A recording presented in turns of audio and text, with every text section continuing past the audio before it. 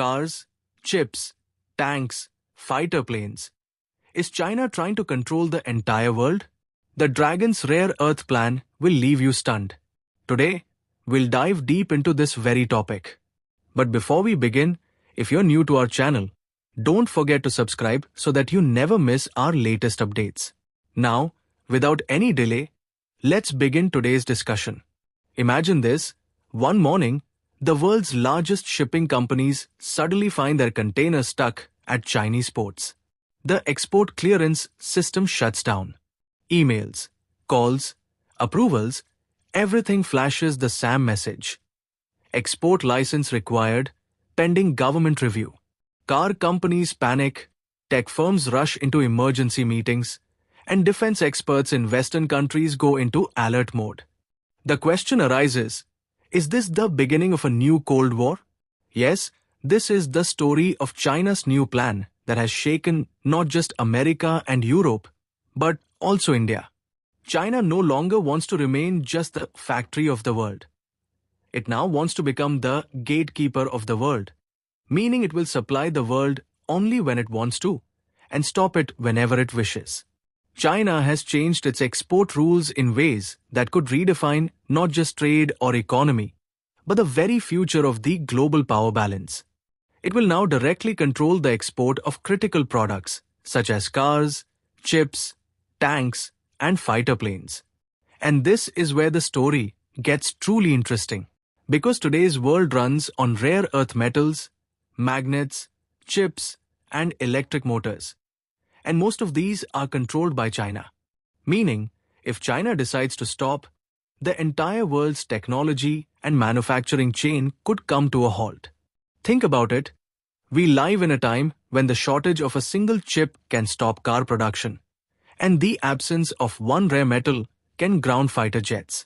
In such a situation, if China decides we won't supply this material anymore, the impact will be global, affecting every country and every industry.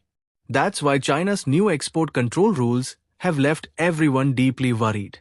Under these rules, which will come into effect in November and December 2025, China has decided that any product or part that could be used in military, defense, or high-tech systems cannot be exported without a license. In other words, any foreign company that buys electric motors, chips, or sensors from China will now need approval from the Chinese Ministry of Commerce. And this approval isn't easy to get.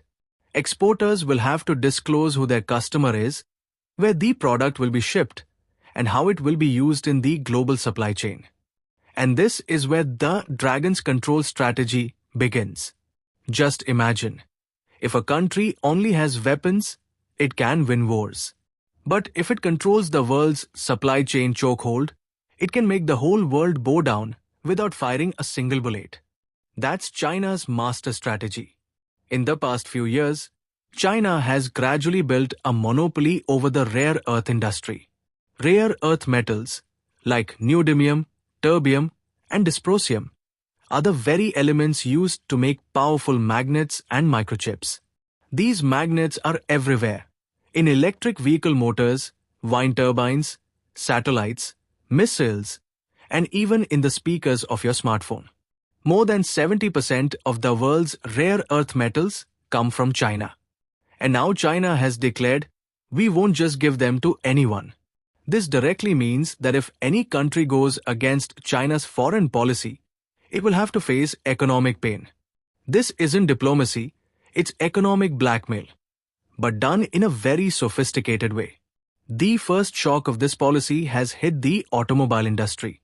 Experts believe that a single petrol car contains nearly 40 rare earth magnets, used in systems like steering, power windows, seats, and brakes. In electric cars, this number is almost double. So, if export restrictions are imposed on these materials, global car manufacturing could literally come to a standstill. Companies like Tesla have already started looking for alternative suppliers. But practically speaking, without China's supply chain, there is no viable option yet. And it's not just about cars. Airplanes, defense equipment, and satellites all depend on these materials too. China's move is not some kind of accident. It's a carefully crafted long-term strategic plan. Over the past few years, the US and Europe have been continuously imposing tech restrictions on China, banning advanced semiconductor chips and military AI tools, for example. Now, China has responded, if you won't let us buy your chips, we won't sell you our magnets and materials. In short, this is trade retaliation with global consequences. You might wonder, is this targeting only the US? No, its impact will also be felt by emerging economies like India. India relies heavily on Chinese rare earth materials for several tech companies and defense projects, such as the rare magnets used in missile guidance systems or the motors used in renewable energy projects. Now, if there's a delay in supply, manufacturing costs will rise and delivery timelines will be disrupted. The second major impact will be on the electronics industry. Chips, sensors, cameras. Almost every component has something sourced from China. This new export license policy will hit small manufacturers the hardest, since they'll now have to wait for paperwork and government approvals for every single shipment. China's policy will also deeply affect the defense sector. The parts used in missiles and fighter jets, like precision motors, rangefinders, and radar units, will now be under strict control. Instruments like rangefinders help with long-distance targeting. Now, if these instruments or their components are not exported, Europe's defense modernization programs could slow down drastically. Europe fears that its supply chain, which plays a crucial role in supporting its efforts against Russia, could weaken. In fact, rare earth elements have now become even more valuable than oil. Just as oil controlled geopolitics in the 20th century, rare earths have become the new weapon of global power in the 21st century. And in this field, China stands as the undisputed king. Many experts are calling this move a silent economic war. No missiles are being fired, no tanks are rolling, yet every nation's economy is coming under pressure. The rare earth export rules that China had introduced back in April have now been made even stricter. Earlier, the restrictions were limited to magnets, but now they've expanded to include electronics, EV motors, and aerospace components as well. This means China now wants inspection rights over every layer of the supply chain. The regulation is so deeply designed that exporters are now required to submit technical drawings and detailed application information for every product. For example, if an Indian company imports a magnet from China, it will have to specify exactly where that magnet will be used, whether in a toy drone or in a missile system. And if China even suspects that the product could be used for defense purposes, the export license will be immediately rejected. For Western countries, this situation is nothing short of a nightmare, because without rare earth materials, high-tech defense systems simply cannot be built. And here comes the big twist. China is now prioritizing these materials for its own military modernization. In other words, it's creating a global shortage while strengthening its own position as a global leader.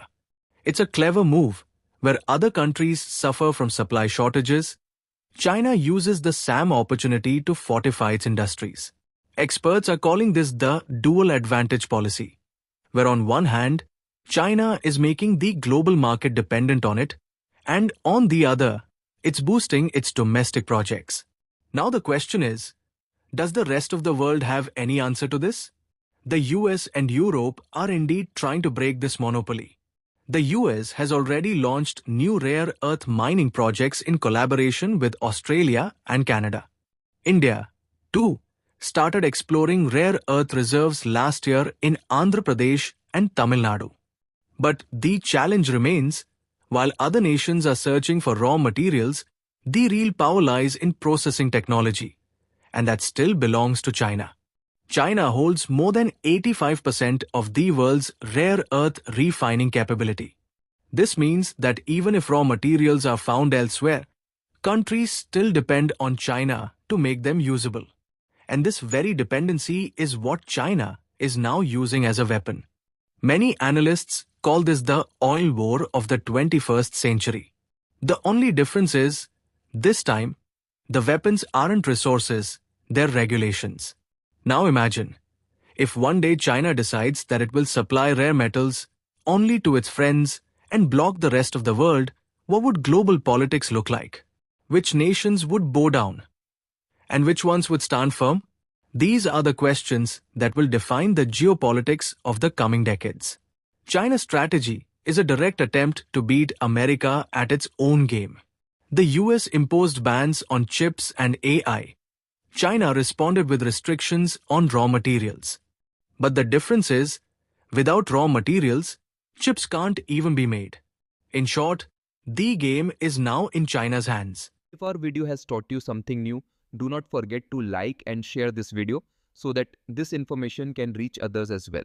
Your likes and shares are a source of inspiration for us.